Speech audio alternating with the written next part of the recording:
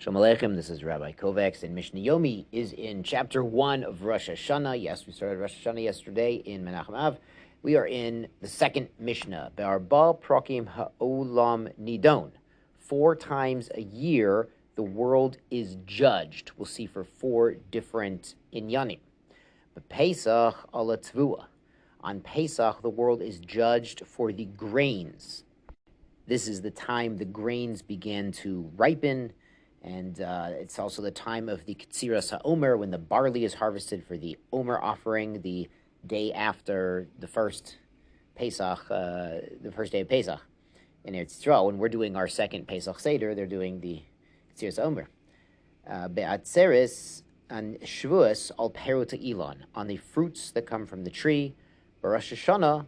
Now, Rosh Hashanah is the Yom Hadin, as we know it, the official judgment day. Kol Bayei Olam, everything that has come into the world, Ovrin Lefanav, passes, as it were, in front of Hashem, Kivnei Maron. Like lambs pass in a line in front of the shepherd, so the shepherd can count them all and examine them all. Shneimar, as the pasuk says, Hayotzer Yochod Libam. He has... the Creator, he sees their hearts together, Hamevin el kol ma'asehem, and he understands all of their actions. Now, the intention here is that, unlike the human shepherd, Hashem can see and examine all of us simultaneously. So the mashal of going in a line in front of the shepherd is sort of so we can understand it, but really, in reality, Hashem can plunge the depths of our soul instantaneously and simultaneously. And finally, v'hag. Hag refers to, as we've seen, Sukkos, as we learned in Masechet Sukkot, nidonin al hamayim. We are judged on water, on rain, and famously the nisuch hamayim, the water libations, were conducted on Sukkot. On to Mishnah Gimel, al shisha chodoshim hashluchim yotzin.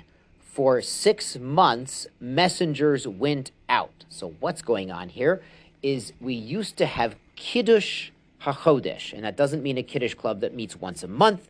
It means we had witnesses who saw the new moon.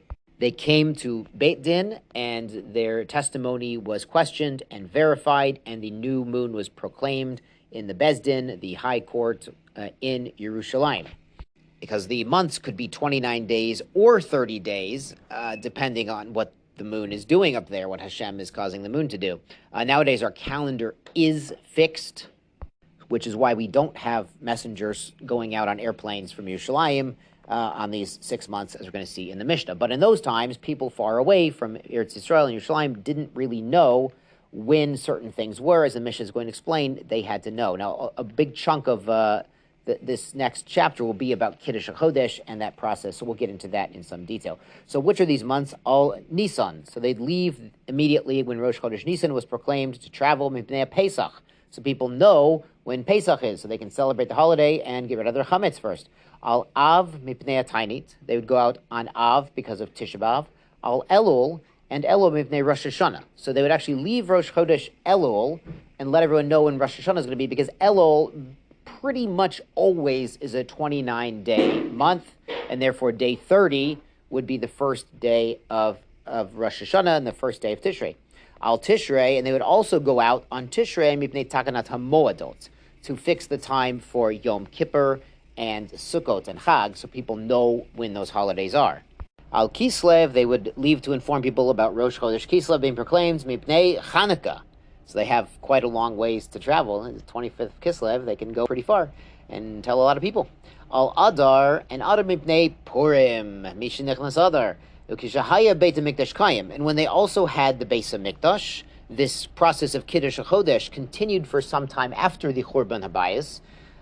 When we had the temple, Yotzin Afal Iyar Mipnei Pesach Katan. They would even go out Iyar, the month after Nisan, because of Pesach Katan, which we know as Pesach Sheni. One interesting note here is that the list of the first 6 included Av because of the tinus, but it seems the first 6 were in application, were not for temple times. So it's a discussion in the Rishonim if they had some sort of commemoration, like a Yom HaZikaron equivalent for Tisha B'Av, even during the days of the Second Temple. So Tzorech Iyun is something to look into for homework. The Gemara in Rosh Hashanah adds that it's not just these 4 times a day that we saw in Mishnah Gimel, Mishnah Bet, that were judged, but every single day and even every single hour, people are being judged. So if you have a bad morning and you get up on the wrong side of the bed, it's not too late to turn the day around and start making it a great day right now. Yasher kochachem and sei gesund.